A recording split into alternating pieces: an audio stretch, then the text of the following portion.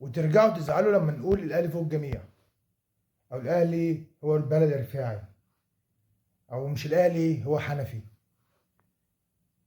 من ساعة القرار امبارح والزمالك وبيراميدز نازلين صياح بطريقة غريبة، خطابات خطابات خطابات خطابات، وخطاب لا هننسحب من الدوري، لا ده يقول لك لا كمان هنسحب من الدوري.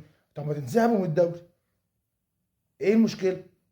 اما قال لو انسحبوا من الدوري فيها مشكلة، اما انتوا لو انسحبتوا من الدوري مفيش اي مشكلة. هنشوف بقى دلوقتي مين حنفي،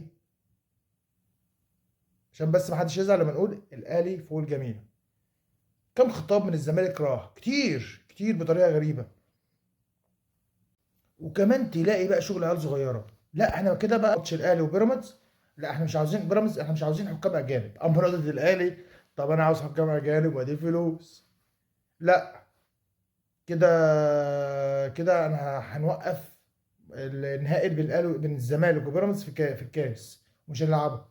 ما تلعبوش، حاجه ترجع لكم. اما الاهلي خد اللي هو عاوزه. الاهلي، وخلي بالكم هو خد اللي هو عاوزه، ان ما يتخصمش 3 نقط، والغرامه الماليه كمان هتنزل، مش هندفع الفلوس دي. دافعين السنه اللي فاتت 100,000 جنيه، يعني مش فلوس. الاهلي هيدفع اقل من كده كمان، عشان بس تفهم. كده بقى جمهور الاهلي فاضل له حاجه واحده، وان شاء الله هتتعاد. الماتش هيتعاد، ماتش الاهلي والزمالك يتعاد. كده احنا كده الاهلاويه يبقوا مرضيين، تمام. او الاهلي ياخد الدوري اخر السنه، عشان بس يبقى متفقين.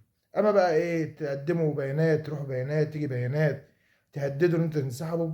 طب ما تنسحبوا، الف سلامه، سلام.